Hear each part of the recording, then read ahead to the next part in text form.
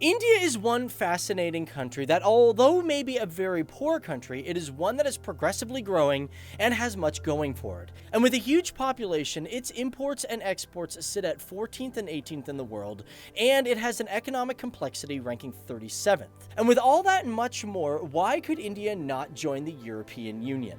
Hey everybody, what's going on? Welcome to FTD Facts. My name's Dave Walpole. Now, for those who are returning to the channel, welcome back. Now, you guys know we do a lot of stuff where we talk about Southeast Asian content, but for me, I was kind of wondering to myself, would it be possible if India could join the EU, which is the European Union? Now, before getting in this video, if you guys really love learning about cultures and people from all around the world, you want to hit that subscribe button because that's what we do here. And on top of that, guys, if you really think that this is a good topic and you want us to talk more about these sort of political stuff, well, then hit that like button and we might do more in the future. Now, before we get in this video, you may wonder, what would be the benefit of India joining the European Union? Well, first of all, it would be a very close ally with many European Union countries, it would have better trade, and of course, it would have a much stronger dollar if it took on the euro. But for this to happen, we should look at the criteria of the EU. Now, the EU's criteria is called the Copenhagen Criteria, and in order to join, you need to have stable institutions guaranteeing democracy, rule of law, human rights, and respect and protection for minorities. As well, one country needs to have a functioning market economy and the capacity to cope with competition and market forces in the EU. And lastly, if India was to join, it would need to have the ability to take on and implement effectively the obligations of membership, including adherence to aims of political, economic, and monetary union. Well, what does that mean? Well, let's take a look at the second one when it comes to its economy. Does India even compete with EU countries? First of all, India is a country that has great trade with all of Europe. For example, India exports $8.57 billion to the UK, $7.18 billion to Germany, and $4.1 billion to France. And that's not even including the other European nations, that's just some of the top ones that I picked. And as for imports, they spend $3.86 billion to the UK, $11.5 billion to Germany, and $3.17 billion from France. But it should be also mentioned that India is actually the largest partner when it comes to trading with the EU out of any country in the world. This is because currently with the EU, India makes up 13.5% of overall trade. And that was within the years of 2015 and 16. And because of that, since 2007, there's been major talks about having free trade between European Union countries and India.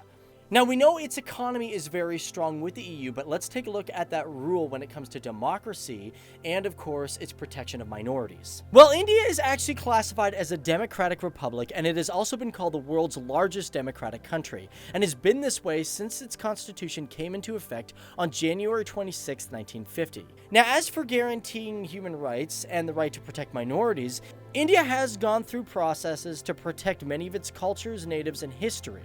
And although currently India is dealing with some minority issues within the country, it should be noted that its constitution does indicate that the country should have equal treatment and tolerance of religions and people. And of course, India is a country that does not have an official state religion, meaning that no religion really controls the government. And that also means that religion does not run state schools. Now, as for laws when it comes to women, the government does state that employers may not discriminate against sex or sexual preference. Now, one thing that we also gotta mention is the obligations to the EU. Now, this is a hard one for us to determine, because, well, what are those obligations? But however, it should be noted that within the European Union, all the seats in the parliament are not evenly given out by population. But however, the rules do state that the distribution of seats should be digressively proportional to a country's population.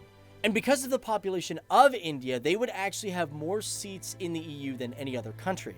And theoretically, you could say it would no longer be called the European Union, maybe the Indian Union or the South Asian Union. And also, because India does trading with other countries around its borders, such as places like Russia and Pakistan, they actually might lose those trading partners if they take on the euro because it might be too expensive for them.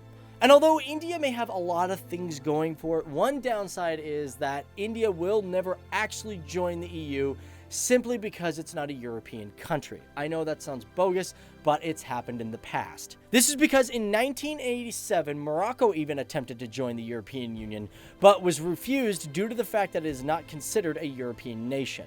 However, that being said, India was also one of the first nations in the world to begin good trade and relations with the EU. And since 2004, they have been strategic partners in trade, and since 2008, the EU and India went into heavy partnership of developing nuclear energy. So there you have it, guys. But just for fun, would you think it would be a good idea if India joined the EU? Let me know your thoughts down there in the comments section below. But my name is Dave Walpole, and I want to thank you all for tuning in and, well, learning with me about this hypothetical question of whether or not India could actually join the EU. I know, it's just a lot of fun and silly sort of questions. But if you guys want to learn more, at the end screen of this video, we got some cool videos for you guys to check out. And on top of that, if you want to go down in the description box, we got some other cool playlists as well. But don't forget to hit the subscribe, and don't forget to leave a comment for a future FTD Facts video, because we love taking recommendations from you guys. But other than that, I'll see you guys in the next video, and you guys have yourself a good one, okay? Bye. Alright, so you made it to the end of an FTD Facts video. Well, alright, here's the videos that I recommend for you guys, because it's great to learn about many different cultures and people from all around the world. These are some of the videos and some of the themes that we talk about here. As always, we always try to improve your knowledge and our knowledge of the world around us. So feel free to subscribe, and we'll see you in the next one. Bye-bye!